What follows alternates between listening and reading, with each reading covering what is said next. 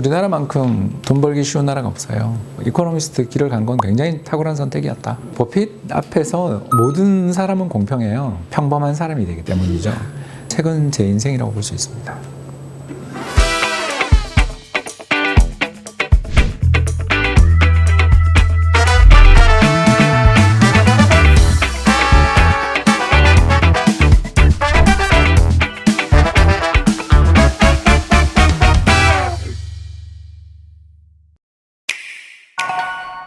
반갑습니다. 31년차 이코노미스트, 즉 경제의 동향을 분석하고 금융시장의 여러 사건들을 해석하고 전망하는 일을 하는 사람이고요. 지금은 이제 창업해서 회사의 대표로 일을 하고 있고요. 30여 권의 책을 쓴 작가이기도 합니다. 홍춘욱입니다. 잘 부탁드립니다. 처음에는 고난의 길이었고요. 지금은 마음 편한 길이 됐는데 16년 전쯤에 제가 뭔가를 깨달았어요. 이제 그 전 15년은 고난의 길이었어요. 고집도 셌고요. 좀 고슴도치 같았어요. 아무튼 사람이 흑백으로 보고 열사같이 세상을 봤어요. 이제 그러다가 2007년쯤 큰 좌절을 좀 겪고 이제 은행으로 옮기면서 새로운 투자에 눈을 뜬 게 세상에는 주식만이 투자의 대상은 아니고 그 밖에도 여러 가지 길이 있다는 걸 알게 돼서 그때 이제 달러 투자를 시작하게 됐거든요. 외화 투자를 시작하면서부터 투자가 쉬운 거예요. 예를 들어서 금융시장에 대붕괴가 났다. 제가 웃고 있는 거예요. 왜냐하면 제가 보유한 달러의 가치는 오를 테니까, 제가 보유한 금의 가치는 오를 테니까, 주식시장이 우리 국내 시장이 뭐 폭락했다, 붕괴됐다는 이야기가 들리면 야, 언제 살까? 이렇게 되는 거예요. 주식시장은 다이나믹한 곳이기 때문에 폭락했을 때 사면 조금만 기다리거나 마음의 인내심을 가지면 회복되거든요. 한국은 어떤 가격에 샀냐가 되게 중요한 시장이에요. 예를 들어서 삼성전자가 5만 전자 될 때, 몇 년 전에는 3만 전자 될 때 사면 된다 라고 생각을 하고 있는 차에 그 가격이 오기를 기다리며 달러나 엔이나 금을 들고 있는데 오잖아요. 그러면 사면 되잖아요. 사서 또 안 올라 그러면 더 팔아서 사면 되잖아요. 투자의 방법들을 알기 전이 너무너무 힘들었지, 알고 난 다음에는 너무나 쉬운 투자의 길이 생겼죠. 그러면서 자연스럽게 이제 밤에 잠을 잘 자게 됐죠. 정말 마음 편한 숙면의 길을 도와주는 친구가 됐죠. 1993년 금융연구원에서 이제 첫 직장 생활을 시작하고서 3년 정도 이제 거기서 일을 한 다음에 커리어를 쌓고 유학을 갈까 말까 하는데 미국 대학 박사과정 추천 서류 추천을 누가 추천해 주냐가 그쪽 세계는 굉장히 중요하잖아요. 굉장히 정말 유명한 교수님들 추천을 바로 받을 수 있는 그런 곳이었어요. 그래서 이제 좋게 이야기하면 쟁쟁한, 그리고 나쁘게 이야기하면 이제 연구위원님들한테 어떻게 관계를 잘 형성하느냐가 되게 중요한 직장이었는데 저는 운이 좋게 제 위에 계시는 분이랑 되게 친했거든요. 그때 저희 집이 되게 어려워가지고 아마 갔으면 중간에 포기했겠죠. 그래서 이제 96년에 거기서 이제 증권사로 관심이 있었으니까 간 거죠. 그러니까 이코노미스트라면서 1년 뒤에 외환위기를 예측을 못하고 증권사를 간 거죠. 애널리스트 일을 하다가 그때 영업을 했습니다. 금융시장이 붕괴되면서 이코노미스트가 무슨 필요가 있어. 2008년 글로벌 금융위기 때 엘리자베스 여왕이 이코노미스트들 불러다 놓고 왜 이걸 당신들은 예측을 못했나요? 라는 질문했던 게 아주 유명한 에피소드거든요. 그런 것처럼 경제 분석가들이 왜 이런 급박한 파국을 예측 못했냐라는 그런 비아냥을 받았던 시절이니까 저는 돈은 벌어야 되겠고 연봉은 삭감되고 그러니까 이제 영업을 했죠. 법인 영업이라고요. 저는 애널리스트 경험이 있고 특히 이코노미스트로 금융연구원부터 경력을 쌓았잖아요. 그러니까 이제 어떻게 했냐면 그때 이제 인터넷이 막 보급되던 시절이니까 전날 미국 시장 시황을 제가 다 번역해서 그림을 첨부해서 복사를 한 100개 해서 아침마다 여의도에 있는 운용사를 다니면서 전부 설명하고 다녔죠. 5시쯤 출근해서 7시쯤 영업 가서 8시 반에 사무실에 돌아와서 주문 받는 그 생활을 한 2년 했죠.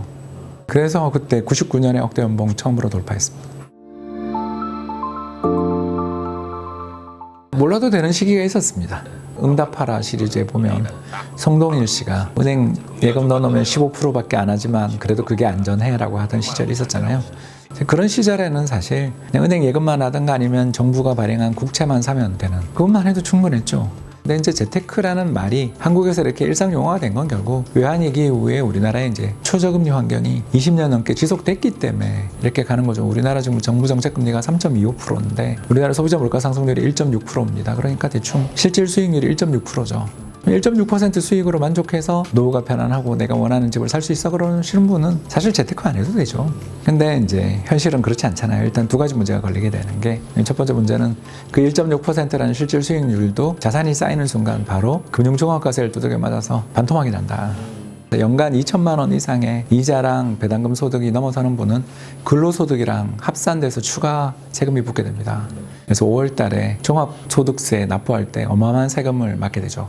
두 번째가, 옛날에는 은행 예금 말고는 할 게 없었다라면 다른 뾰족한 수단이라고 해봐야 주식 말고는 없는데, 우리나라 국내 주식이라는 게 굉장히 불투명하고 재산권에 심대한 위협이 있는, 언제 회사가 없어질지 모르는 불안감 속에서 투자를 하는 투기판이었습니다. 이러다가 지금은 대안이 생겼잖아요.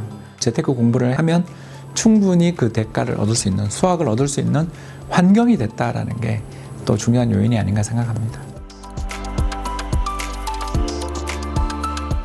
외환시장 공부를 해야 됩니다. 한국은. 왜 그러냐면 우리나라가 이제 97년 외환위기 이후에 한 3년에서 4년마다 환율이 급등락합니다. 환율이 급등하는 시기에 무슨 일이 있냐면 주가가 폭락합니다.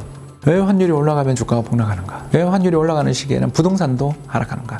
대표적인 시기가 97년 외환위기랑 2022년 러우전 아닙니까? 이때 환율이 급등하는 시기에 부동산 시장이 굉장히 어려웠고, 실제로 2008년 글로벌 금융위기 때 달러에 대한 원화 환율 1,500원 갈 때 그 뒤에 하우스푸어 사태 생긴 거 여러분들 다 기억하실 겁니다. 심대한 환율의 변화가 나타나는 순간 우리나라 국내 자산은 어떤 것도 좋지 못하는 그런 것들을 좀 이해를 하시는 게 좋죠. 핵심은 뭐냐면 우리나라 경제 구조가 내수는 줄어들고 수출이 커지는 환경에서 우리나라 기업들의 이 수출이라는 건 대외 여건에 의해서 좌우된다는 거죠. 경제가 좋을 때는 수출이 몇십 프로 늘다가 경제 조금만 안 좋아도 몇십 프로 감소하는 이런 흐름이 나타날 때, 이 흐름을 누가 제일 먼저 파악하냐 하면 해외에 투자하고 있는 글로벌 투자자들이 한국 경제의 지금 물건이 해외 시장에서 어떤 점유율을 가지고 있고 지금 인기는 어떤지, 예를 들어서 BTS랑 로제의 신곡이 가져오는 효과는 어떤 것인지를 제일 먼저 파악하는 사람은 자기네 시장에서 물건을 팔고 있는 선진국의 투자자들이잖아요. 이 사람들이 우리 경쟁력이 약화되고 우리나라 경제가 앞으로 어렵다고 생각되고 수출이 안 된다고 생각되면 한국 주식을 파는 거죠. 그럼 어떻게 돼요? 주가는 폭락하고 환율은 상승하죠. 환율과 주가는 반대로 움직인다는 사실을 이해하는 순간 투자의 길이 열리는 거죠. 평상시에 어떻게 하면 된다? 달러 사자. 옛날에는 달러 예금밖에 없었지만 이제 지금은 굉장히 다양한 수단들이 생겼잖아요. 달러 선물 ETF, 그리고 SOFR이라고 들어보셨을 겁니다. 수많은 다양한 상품들이 최근 10년 사이에 우리나라 주식시장에 엄청나게 상장되고 인기가 폭발하고 있어요. 외화예금 투자에 어려움이 있잖아요. 첫 번째, 중도에 환매하면 어떻게 돼요? 이자 못 받죠, 대부분. 두 번째는 환전 수수료도 엄청 세잖아요. 근데 이 많은 문제들을 최근에 나온 ETF들이 다 해결해 주니까 경제가 좀 잘 돌아가고 원활하고 급박한 위기가 없다고 생각되는 시점에 달러로 열심히 저축했다가 9시 뉴스에 제가 나오면 환율이 오른 거죠 라고 제가 거의 한 3년마다 한 번씩 가서 그런 이야기 하거든요. 그때 달러를 딱 팔아가지고 환율이 급등하면 누가 제일 좋습니까? 수출 기업이 최고잖아요. 삼성전자, LG에너지솔루션, SK하이닉스, 현대차, 기아차, HD조선해양 같은 우리나라를 대표하면서 외국인 지분율도 꽤 되는 이런 기업들에 투자를 하게 되면, 지금이야 외국인이 팔고 나가니까 빠지지만 이 기업의 실적이 높은 환율 수준에서 마진이 개선되기 시작하면 또 언제 그랬냐는 듯이 들어올 거 아니에요. 그때 또 탁 팔아가지고 다시 외화예금을 또 소풀 투자를, 달러 선물 ETF 투자를 하면 되는 거죠. 그러니까 옛날에 비해가지고 투자가 너무 쉬워진 거죠. 그런 건 없습니다. 적정 환율이라는 것은 사람들 마음속에 있어요. 외환시장을 2007년부터 지금까지 쳐다보면서 느낀 건 적정한 환율을 찾기보다는 징후를 찾아야 한다. 징후가 뭐죠? 외환 위기, 즉 나라 망한다. 그 소리가 들리면 달러를 팔면 됩니다. 달러를 마지막으로 샀던 게 1080원대 샀거든요. 그때부터 이제 손도 못 댈 정도로 환율이 막 급등하기 시작하는 걸 보고서 그때부터 이제 달러를 사지 않고 기다리다가 재작년이죠. 1450원 언저리쯤 될 때부터 또 열심히 달러 팔아가지고 국내 자산을 샀거든요. 시장에 있는 주체들끼리 서로 생각하는 적정 환율이 다르기 때문에 거래가 되는 거잖아요. 투자자들이 이제 공포에 질리고 금융시장의 참가자들이 패닉에 질릴 때 나오는 여러 가지 징후들이 있거든요. 인스타에 자기 계좌 수익률 자랑하는 시기가 오면 한국 주식을 다 팔고 달러를 사기 시작해야 되고요. 부동산도 파는 게 좋고요. 왜냐하면 개인미들이 시장에 투자를 해서 돈을 버는 건 대단히 어려운 일이다. 아까 지금 이야기했던 기본 주식을 처음 들으신 분들이 많잖아요. 이런 기본 주식도 모르고 내가 투자를 했는데도 돈을 벌었다. 버블인 거지. 2022년, 23년에 주식시장 붕괴되면서 부동산 시장 이제부터 일본형 장기 불황의 시대가 왔다. 이제 우리나라 부동산 시장은 버블의 붕괴가 됐고 앞으로 지속적인 하락세만 있을 거다. 저주 섞인 이야기들이 나오기 시작하고 비관론자들, 거짓 선지자들이 이제 나오는 거죠. 그러면 너무 고맙잖아요. 가격이 떨어지면 없던 매력이 생기는 거 아니에요. 사면 되지. 1997년 외환위기 때 한국의 기업들의 그 주당 순자산 가치가 뭐 예를 들어서 다 청산하면 주당 10,000원 받는다 그러면 주가가 얼마까지 빠졌냐면 6,000원까지 빠졌어요. 그러니까 지금 다 청산해도 돈을 10,000원을 받는데 주가는 6,000원이에요. 그러니까 이런 일들이 벌어진 건 신뢰의 붕괴가 난 거죠. 이 회사의 자산은 다 껍데기고 이 회사는 망할 수밖에 없다라는 저주 섞인 전망들이 주식시장 참가자들 사이에서 공포를 유발했죠. 내가 부자 됐다고 자랑하던 사람들이 폭락하는 과정에서 순식간에 패닉에 처하면서 아 끝났구나. 우리나라는 끝났어 하고 도망가고 그때 주식을 사고 부동산을 사면 되는 거죠. 저도 어떨 때는 어렵거든요. 왜냐하면 제가 이제 2022년 말에 달러를 팔아가지고 원화 자산을 살 때 급하게 달러를 팔고 그걸 가지고서 막 정리를 하고 심지어 가지고 있던 보험도 다 해약했거든요. 제 주변의 지인들 중에 하나는 그렇게 해서 돈을 막 긁어 모으는 걸 봤단 말이에요. 홍 박사 뭐 해? 그래서 아 정말 좋은 투자 기회가 온 것 같아. 그러더니 눈이 이렇게 커지는 동공 확장 있잖아요. 진짜 놀라더라고요. 이때 그러더라고요. 그래서 이때니까 해야 된다고.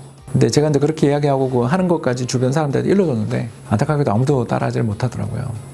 주변에 투자에 성공을 거두고 스토리텔링을 넘어서서 이론적으로 체화되어 있는 사람이 있으면 그 사람한테 이렇게 좀 물어보면 되는데 똑같은 사람들끼리 서로 물어봐요. 그러면 답이 없죠. 20년 전에 제가 썼던 보고서들을 보면 야 그때는 이런 생각을 했구나 하면서 참 고생했다 이렇게 제 등을 다독다독 거려주면서도 왜 그랬니? 그러니까 해봐야 아는 거죠. 근데 이제 그 시행착오를 여러분들 우리 수많은 구독자분들이 안 하시기를 바라고 이런 방송을 하는 거죠. 제가 투자를 되게 오래 해봤잖아요. 직장 생활하면서부터 투자를 시작했으니까 31년 넘게 했는데 제일 문제는 뭐냐면